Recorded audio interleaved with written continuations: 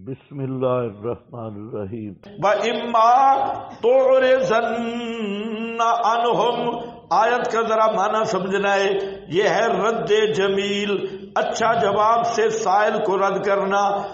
وَإِمَّا، اگر تو اعراض کرتا ہے، انہم سے مراد سائلین، انہم سے مراد سائلین، اعراض کرتا ہے ابتغاء رحمت، اللہ کی رحمت تلاش کرنے کے لیے، من ربے کا، اپنے رب سے، جس رحمت کا تو امیدوار ہے، فقل لہم، مسئلہ یہ ہے کہ آدمی سائل آ گیا مانگنے کے لیے اور ابھی اس کے پاس پیسہ نہیں، لیکن اسے امید ہے کہ مجھے پیسہ مل جائے گا اور میرے پاس چیز آ جائے گی، ترجوہا، بعد میں مجھے مل جائے گی، تو اس حالت میں فَقُلْ لَهُمْ قَوْلًا مَيْسُورًا، تو کہ ان سائلین کو بات میسورہ، نرمی کی، نرم بات کہ ان کو۔ وَلَا تَجْعَلْ، یہ اس آیت کا مضمون اقتصاد فی المعیشت ہے، میانہ ربی۔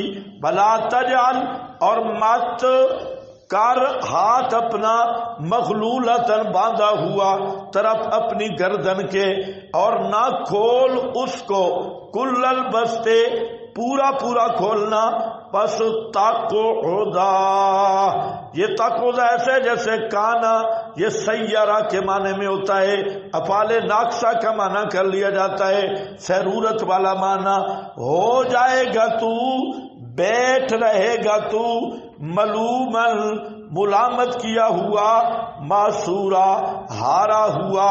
تو مطلب یہ ہے کہ بخیل بھی مت بن اور مبذر بھی مت بن، بیانہ روی، اقتصاد، یہ تیری روش رہے۔ ان ربا کا، یہ آیت توحید ہے، بے شک رب تیرا وسیع کرتا ہے رزق جس کے لیے چاہے اور تنگ کرتا ہے۔ انہو، یہ جملہ معللہ ہے، بے شک وہ اللہ ہے اپنے بندوں کے ساتھ خبیرم بصیرا، خبردار، بصیرن، دیکھنے والا، یعنی اللہ تعالی خبیرم بصیر، کیا مطلب؟ بسط رزق کے ساتھ متعلق ہے، یبسط الرزق ویقدر، خبیرم بصیرا، کس کو روزی زیادہ دینی ہے، کس کو کم دینی ہے، اس کو وہ خبردار بھی ہے اور دیکھنے والا بھی ہے۔ بلا تقتلوا اولادکم خشیۃ املاق، اور نہ قتل کرو اپنی اولاد کو خشیۃ املاق، املاق کے ڈر سے، کلاشی کے ڈر سے، تنگ دستی کے ڈر سے۔ تو جہاں سے عنوان آپ کے پاس لکھا ہے ظلم کے 6 اقسام کا بیان ہوگا، پہلے تھا کہ ظلم مت کر، اب ظلم کے 6 اقسام کا بیان ہوگا۔ بلا تقتلوا، پہلا ظلم یہ ہے لا تقتلوا، قتل اولاد، اولاد کا قتل کرنا، مت قتل کرو اپنی اولاد کو، خشیت املاق، املاق کا معنی کلاشی اور تنگ دستی، تنگ دستی کے خوف سے اپنی اولاد کو قتل مت کرو۔ تو جہاں نیچے کیا ہے؟ قتل جسمانی مثلا منصوبہ بندی، قتل روحانی مثلا فرنگی تعلیم، فرنگی تعلیم، یہ پہلے بھی بتایا کہ قتل 2 قسم پہ، ایک تو کئی لوگ مہنگائی میں حقیقتاً قتل کر رہے ہیں، کئی ایسے واقعات اخباروں میں موجود ہیں کہ مہنگائی کی وجہ سے آدمی نے اپنے بچوں کو قتل کر دیا اور پھر خود بھی خودکشی کر لی، اور اس طرح کے سینکڑوں واقعات ہیں۔ اور وجہ کیا ہوتی ہے؟ معیشت اور تنگ دستی، اس وجہ سے وہ اولاد کو قتل کرتے ہیں۔ عرب میں بھی تھا، لیکن عرب میں کچھ اور وجوہات بھی تھی قتل اولاد کی۔ اچھا، وہ وجہ آج بھی موجود ہیں قتل اولاد کی۔ پچھلے سالوں میں چھدرو میاں یہ کالا باغ کے قریب ایک جگہ ہے، وہاں پر ایک آدمی کے گھر بچی پیدا ہوئی تو اس نے ریفل سے اس بچی کو اسی وقت پھیر مار کے قتل کر دیا. بچی پیدا ہوئی تھی تو وہ پیدا ہونے کے بعد ہی وہ پہلے بھاگ گیا، پھر گھر آیا اور اپنی کلاشن سے بچی، چھوٹی بچی 1-2 دن کی اتنی تھی، اس کو مکمل پھیر کھول کے مار دیا. اور کیوں؟ وہی جذبہ جہلیت اور وہی حمیت جہلیت. اسی طرح مشرکین عرب اپنے بچوں کو غیر اللہ کے نام پہ قربانیاں بھی کرتے تھے، قربانیاں بھی ہوتی تھی اور بزرگوں کی خوشنودی کے لیے. اور یہ قربانیاں پاکستان میں بھی ہیں. سرگودا میں ایک پیر نے کئی آدمیوں کو قتل کیا اسی قربانیوں پہ. مری کا واقعہ مشہور ہے بچے کو ذبح کرنے کا. تو یہ نظر نیاز کے طور پہ اب بھی مشرکین میں یہ قربانیاں موجود ہیں اور مکہ والے مشرک بھی کرتے. لیکن آج کے دور میں سب سے بڑا جو قتل عام ہے وہ ہے معیشت اور روزی کی وجہ سے، اور وہ 2 طرح ہے. ایک قتل اولاد کا حقیقی قتل ہے، کئی تو وہ ہیں جو حمل گرا دیتے ہیں اور کئی وہ ہیں جو بلا کسی وجہ سے برتھ کنٹرول اس پالیسی پہ گامزن ہیں. تو یہ بھی ایک قسم کا کیا ہے؟ قتل اولاد. اور دوسرا یہ کہ قتل روحانی قتل، کہ اپنی روزی کی خاطر اور پیسے کے لالچ میں سکول کالج کی وہ تعلیم جو بے دین بنانے والی ہے. اور سکول کالج کی وہ تعلیم، ایک یہ ہے کہ سکول کالج کا آج کے دور میں پڑھنا اس حد تک ضروری ہے جیسے منطق کا حصول ضروری ہے، کیونکہ ان ظالموں کی اب وہ منطق نہیں. اس لیے میں کہتا ہوں کہ آج منطق کا زمانہ نہیں ہے. آج اگر آدمی پڑھے تو سائنس پڑھے. جو ان کے جدید شبہات ہیں وہ سائنس کے حوالے سے آ رہے ہیں، اور جو وہی فلسفہ کی ترقی یافتہ شکل ہے. تو اس دور میں پرانی منطق اور فلسفہ کی کتابوں میں گھسا رہنا سوائے خر دماغی کے کچھ بھی نہیں. اگر آدمی کو کچھ وقت ملے تو یہ جدید سائنس پڑھنا چاہیے اور انگلش سیکھنی چاہیے. انگلش طلباء علماء کو آنی چاہیے، اور جدید سائنس اور ان کے جو نئے ہتھ کنڈے ہیں اور اسلام پہ اعتراضات ہیں ان کا جواب ہونا چاہیے. تو منطق بھی کوئی علم تو نہیں تھا، منطق تو یونان کا پیشاب تھا. اور یہ سب پادریوں اور چبل دنیا کے سب سے بڑے کھوتے ترین لوگ، یہ ان کے پیشاب کا نام منطق ہے. تو منطق کوئی علم نہیں ہے. اب یہ ہوا کہ خلفائے عباسیہ میں چند بیماریاں تھیں، ان میں ایک بیماری تشیع بھی ان کے کانوں تک تھا، اور دوسرا ان میں اعتزال بھی آ گیا، معتزلہ. تو اب کتاب و سنت سے دور کرنے کے لیے، قرآن سے ہٹانے کے لیے انہوں نے حربہ استعمال کیا منطق کا. تو منطق ابتداءً جب آئی تو اس کا مقصد تھا قرآن سے دور کرنا اور سنت سے دور کرنا. تو یہ بھی لاہب الحدیث تھی.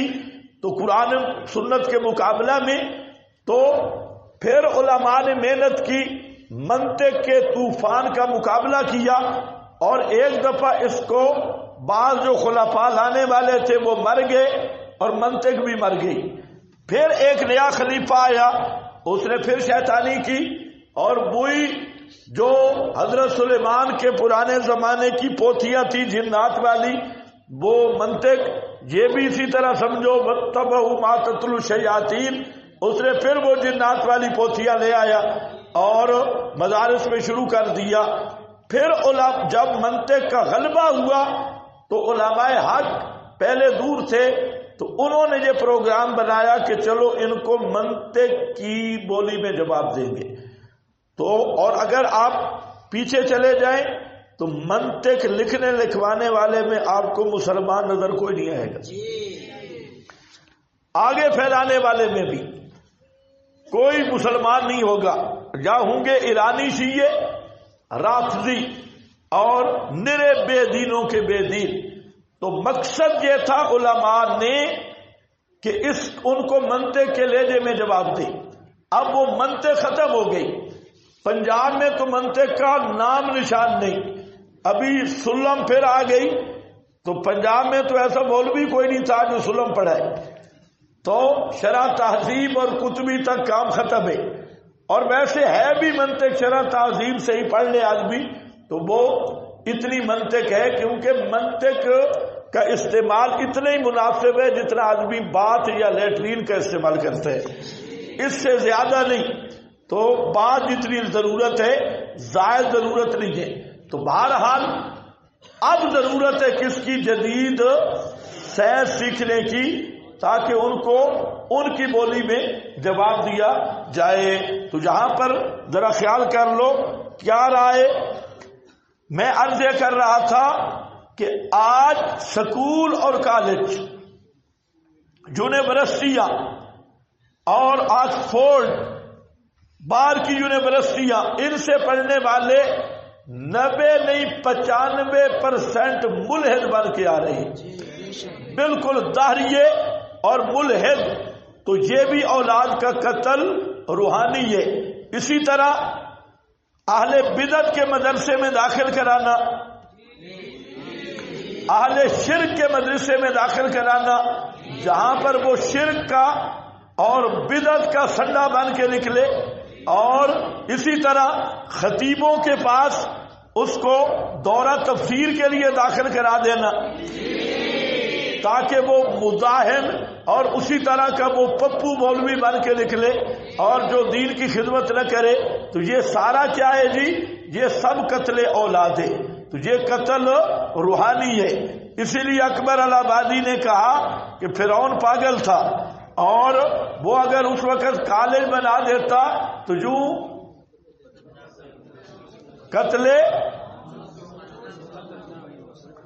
بچوں کے قتل سے وہ بدنام نہ ہوتا، تو وہ کالج یونیورسٹی نہیں بنا سکا۔ تو یہ کیا ہے؟ قتل روحانی ہے۔ اسی طرح جمہوری پارٹیوں کا فرد بنا دینا، یہ بھی کیا ہے؟ قتل روحانی ہے۔ ابلیس اور طاغوت کی نوکری ہے۔ تو دونوں قتل، ولا تقتلوا اولادکم، مت قتل کرو اپنی اولاد کو، خشیت املاق، خشیت املاق، کلاشی اور تنگ دستی کے ڈر سے، نحن نرزقہم، ہم ہی ہیں روزی دے رہے ہیں ان کو، وَإِيَّاكُمْ، یہ جملہ معللہ ہے، لا تقتلوا کی علت ہے، ہم ہی ہیں ان کو روزیاں دیتے، وَإِيَّاكُمْ، اور تم کو روزیاں دیتے، بے شک قتل ان کا ہے گناہ بہت بڑا، یا خطا گناہ کے معنی میں آیا ہے۔ او بزرگو، خطا یا نا، ایک وہ خطا ہے جو معروف ہے رفع عن امتی، الخطا والنسیان وہ اور ہے، اور یا خطان، یہ خطا گناہ کے معنی میں ہے، گناہ بہت بڑا۔ بلا تقربوا الزنا، لا تقربوا الزنا، مت قریب جاؤ زنا کے، یہ دوسرا ظلم ہے زنا، پہلا قتل اولاد، دوسرا ظلم زنا ہے، اس کے قریب مت جاؤ۔ طاغوتی نظام اور دجالی نظام اور دجالی تہذیب اور طاغوتی تہذیب، دجال کا جو نظام ہے وہ اس کی تہذیب پہ کھڑا ہے، اور دجال کی جو تہذیب ہے اس کی ریڑھ کی ہڈی فحاشی ہے، فحاشی اور بے حیائی، اور جو تہذیب محمدی ہے اس کی ریڑھ کی ہڈی عفت اور حیا ہے۔ اسلامی تہذیب کی بنیاد عفت اور حیا پہ مبنی ہے، اور دجالی طاغوتی تہذیب اس کی بنیاد کس پہ؟ عریانی اور فحاشی پہ. بولو عریانی اور فحاشی پہ.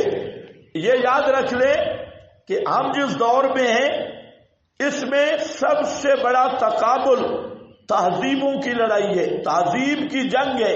ایک طرف طاغوت کی تہذیب ہے، ایک طرف محمد مصطفیٰ کی تہذیب ہے. ایک طرف دجال اور طاغوت کا نظام اور قانون ہے، اس کے مقابل اسلام کا نظام اور قانون ہے. تو آج تہذیبوں کی جنگ ہے اور نظام کی جنگ ہے پوری دنیا میں. تو یاد رکھ لو جتنی تہذیب ہے ہر تہذیب کا سمجھنا ضروری ہے. تو دجال اور طاغوت کی تہذیب اس کی سب سے بڑا رکن وہ فحاشی اور عریانی ہے. اسی کو عام کیا جا رہا ہے کہ نوجوان بے حیا بن جائے، اور جب نوجوان بے حیا بنتا ہے تو اس سے ایمان کی حرارت ختم ہو جاتی ہے. جب ایمان کی حرارت، اگر ایمان ہوگا بھی صحیح تو کملایا ہوا ہوگا، طاقتور نہیں، بیمار ایمان ہوگا. تو فحاشی اور بے حیائی کا سب سے بڑا اثر ہوتا ہے کہ جو ایمان کی تازگی ہے اور جو ایمان کی حرارت ہے وہ ختم ہو جاتی ہے. اور جب حرارت ایمان کی ختم ہو جائے تو وہ آدمی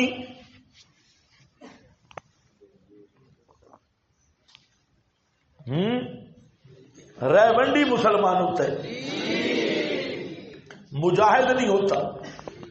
جہاد وہ کر سکتا ہے جس کے ایمان میں حرارت ہو، جذبہ ہو، اور بغیر حرارت کے جہاد نہیں ہوتا. تو سب سے بڑی فحاشی عریانی انہوں نے رکھی اس لیے ہے. اب اس کے کئی محاذ ہیں کہ مسلمان نوجوان، اس کے دماغ، اس کا ایمان، جذبات اس کے ختم ہو جائے، اس کا رخ موڑا جائے، اور اس میں وہ کامیاب ہے. سکول کالج تو تمہارے ہاتھ سے گئے، یونیورسٹیاں، اور جو تم بیٹھے ہو تم میں بھی 90% وہی متاثرین ہیں.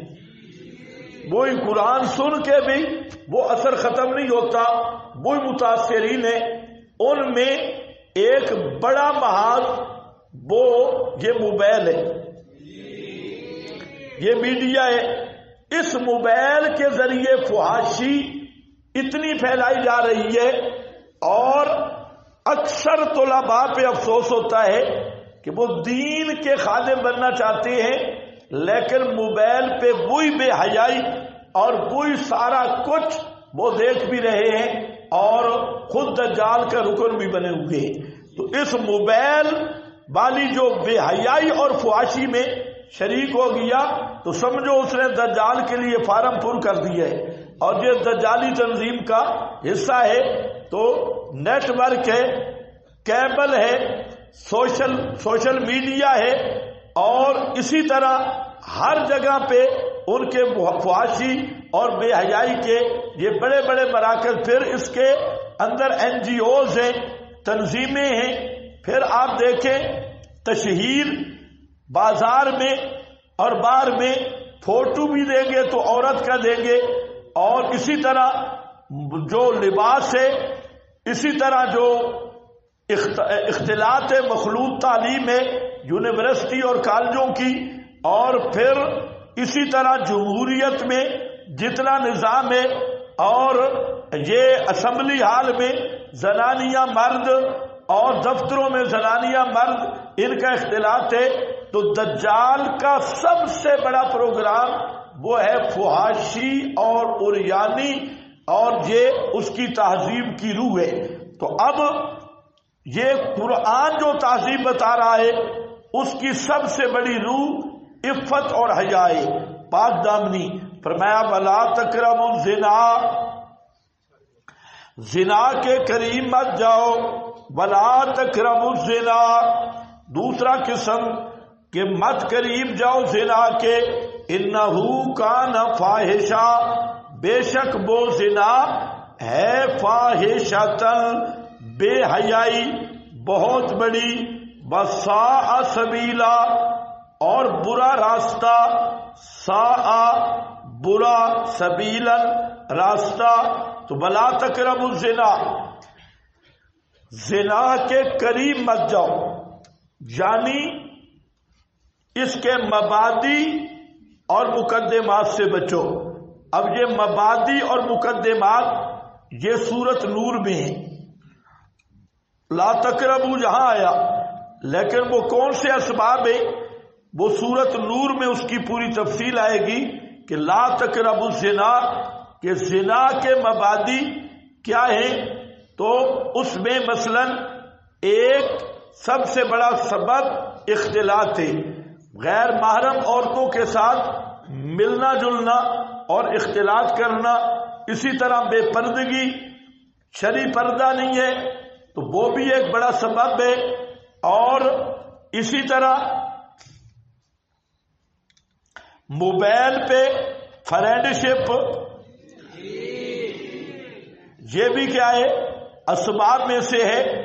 تو اختلاط بھی، بے پردگی بھی، اور خلوت موبائل کے ساتھ ہو یا ویسے ہو، تو یہ چیزیں ہیں جو اسباب ہیں سب سے بڑے زنا کے۔ تو لا تقربوا الزنا، زنا کے قریب مت جاؤ، یعنی اس کے مقدمات سے بچ جاؤ، وہ چیز جو زنا تک پہنچانے والی ہے اس سے بچ جاؤ۔ اور یہ سب کے لیے ہے، چاہے جوان ہو یا بوڑھا ہو، ہاں 25 لاکھ علماء کا استاذ ہو یا بالکل گدھا ریڑھی والا ہو، سب کے لیے لا تقربوا الزنا، زنا کے قریب مت جانا، یعنی اس کے مبادی کے قریب مت جانا۔ کیوں؟ انہ کان فاحشۃ، اس لیے کہ وہ زنا فاحشۃ بہت بڑی بے حیائی ہے، اور اس کا فاحشہ ہونا معلوم عند الکل ہے، معلوم عند الکل ہے۔ پوری دنیا، آپ دیکھیں ہندو بھی اس کو برا سمجھتا ہے، سکھ بھی، مکہ والے مشرک بھی زنا کو برا سمجھتے تھے، اور صرف 2 مذہب ایسے ہیں جنہوں نے زنا کو اچھا کہا۔ ایک شیعہ مذہب ہے، اس نے زنا کا نام بتا رکھ دیا اور نام بدل کے اس نے تحسین کی ہے، اور دوسرا یہ دجالی مذہب ہے جس نے زنا کی تحسین کی ہے، ملحدین دجاجلہ نے۔ باقی دنیا کی کوئی تہذیب ہو اور کوئی معاشرہ ہو، زنا ہر ایک کے ہاں بری چیز ہے، کسی نے بھی زنا کو اچھا نہیں کہا۔ ہندوستان میں قانون ہے، پاکستان سے سخت قانون ہے زنا پر، اور بسا اوقات میں پڑھتا ہوں BBC پہ کئی کیس آتی ہیں کہ عورت نے کیس کیا ہے ریپ کا اور فلاں کیا ہے ریپ کا اور اسے اتنی سزا ملی، یہ ہوا وہ ہوا۔ تو مطلب میرا کہنے کا ہے ہر گندے سے گندا مذہب وہ بھی زنا کی حرمت اور قباحت اور بے حیائی پہ متفق ہے، سوا 2 گندے مذہبوں کے، رافضی اور دجالی تہذیب، یہ کٹھے ہیں، یہ ان کے نزدیک کوئی برائی نہیں ہے۔ تو اس لیے فرمایا انہو کانا، یہ کانا میں یہی نکتہ ہے کہ اس کا فاحشہ ہونا معلوم عند الکل ہے، مسلم عند الکل ہے، اور برا راہ ہے، ساء سبیلا، اور راستہ بڑا برا ہے، برا راستہ ہے۔ اب یہ ساء سبیلا ایک عنوان ہے، اس کی گہرائی تک جاؤ تو یہ بڑا لمبا عنوان ہے، قرآن پاک نے ضابطہ بیان کیا۔ یہ راستہ بڑا برا ہے، اس کا ایک معنی یہ ہے، یہ راستہ بڑا برا ہے کہ جو آدمی زانی ہوگا، زنا کرے گا، اور یہ لوگوں کی عزتوں کو پامال کرے گا۔ ایک تو ساء سبیلا میں یہ بھی اشارہ ہے کہ یہ معاملہ اس کے ساتھ بھی ہو سکتا ہے، راستہ کھل جائے گا۔ جب یہ زنا کرے گا تو اس کے گھر میں راستہ نہیں کھلے گا، اس کے گھر میں قدرتی راستہ کھل جائے گا۔ اس کی ماں بیٹی تو ہوگی، بیوی ہوگی، رشتہ دار ہوں گی، تو جب وہ انہیں پتہ چلے گا تو ان کے ذہن میں زنا کی بکت ہی ختم ہو جائے گی کہ ہمارا فلاں کر رہا ہے تو کوئی اتنی مسئلہ نہیں ہے۔ تو جب زنا کی بکت ختم ہو گئی تو پھر سارے ملوث ہوں گے۔ یہ بھی ایک معنی ساء سبیلا کا کہ اس نے راستہ غلط نکالا، برا راہ نکالا۔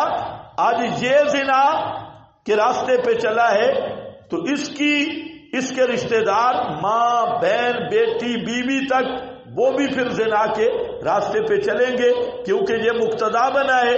انہوں نے جب دیکھنا ہے یہ زنا کر رہا ہے تو اس کا مطلب ہے کہ اتنی بڑی بات نہ ہوئی، پھر تو سارے شروع ہو جاؤ۔ تمہیں سمجھ کچھ بھی نہیں ہے۔ یہ کیا ہے؟ ساء سبیلا ایک۔ دوسرا ساء سبیلا کا یہ معنی بھی ہے کہ جب زنا یہ ایک معاشرتی اور اجتماعی بیماری ہے اور وبا ہے، جب ایک رستہ نکل پڑے زنا کا تو یہ ایک ایسا برا راستہ ہے کہ ایک دوسرے کو دیکھ کر یہ بیماری متعدی ہے اور یہ بیماری پورے معاشرے کو بیمار کر دے گی۔ اس کو یہ دیکھے گا، یہ شروع کرے گا، اس کو وہ دیکھے گا، وہ شروع کرے گا، اس کو وہ دیکھے گا، وہ تو پورا معاشرہ کیا ہو جائے گا؟ بیمار۔ تو یہ مطلب ساء سبیلا متعدی بیماری ہے اور پورے معاشرے کو برباد کرنے والی ہے۔ اور تیسرا ساء سبیلا، اس نے جو زنا کیا اس کے اولاد پیدا ہو گئی، اب وہ بلد الحرام ہے۔ اب دو صورتیں ہیں، یا تو اولاد تو دوسرے کی ہے اور منسوب خاوند کی طرف ہے، تو اب یہ خاوند کا بیٹا تو ہے نہیں، ہے تو کسی اور کا، لیکن منسوب خاوند کی طرف ہے۔ تو اب اس کا نظام کیا رہے گا کہ یہ باپ کا وارث بھی نہیں، اور آئندہ کے لیے پردے کے مسائل ہیں، آئندہ کے لیے وراثت کے مسائل ہیں۔ تو یہ ایک اس سلسلہ ایک برائی نہیں، پوری زنجیر ہے برائیوں کی جو آئندہ نسل میں چلے گی۔ اور یہ ہے ساء سبیلا، یہ باپ کا تو ہے نہیں، تو باپ کا پھر وارث کیسے بن گیا؟ پھر آگے رشتے آپس میں کیسے ہوں گے؟ تو پورا خاندان تباہ ہو جائے گا۔ اس لیے یہ پورا راستہ ہے۔ سمجھ گئے کتنے آگے؟ تین۔ کتنے آگے؟ تین۔ یہ برا راہ اس لحاظ سے بھی ہے ساء سبیلا۔ اور ایک یہ بھی ہے، نبی کریم علیہ السلام سے مسند احمد میں حدیث ہے، ایک آدمی نے زنا کی اجازت لی، جہاں میرا خیال نہیں ہے، اس نے کہا کہ مجھے آپ زنا کی اجازت دے دیں۔ تو صحابہ کو سخت غصہ آیا کہ یہ کیا بات ہوئی؟ تو آپ نے فرمایا اسے میرے قریب بلاؤ۔ وہ جب قریب آیا تو آپ نے فرمایا کہ آپ مجھے بتائیں کہ آپ زنا کی اجازت لیتے ہیں تو ایک بات مجھے بتائیں کہ اگر یہ تیری ماں ہے؟ اس نے کہا ہے۔ فرمایا یہ اگر کام کوئی تیری ماں سے کرے تو برداشت کرے گا؟ اس نے کہا نہیں۔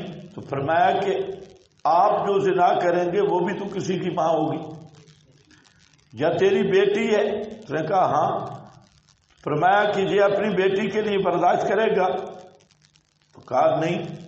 کہتا ہے تو بھی جب زنا کرے گا وہ کسی کی بیٹی ہوگی۔ پھر آپ نے پوچھا تیری بہن ہے؟ اس نے کہا ہے۔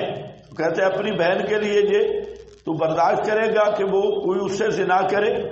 تو اس نے کہا جی نہیں۔ تو آپ نے فرمایا پھر تو جس سے زنا کرے گا وہ بھی کسی کی بہن ہوگی۔ تو اسے بات سمجھ آ گئی۔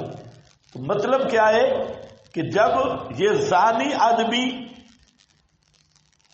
اس ایسا درندہ ہوتا ہے کہ پورا نسب بھی خراب، معاشرہ بھی بیمار، اور خود بھی جب زنا کی علت پڑ گئی تو پھر بہت ساری بیماریاں اور بھی اس کو پڑیں گی اور بھی بری عادتیں پڑیں گی. اس لیے فرمایا وساء سبیلا، اور بری راہ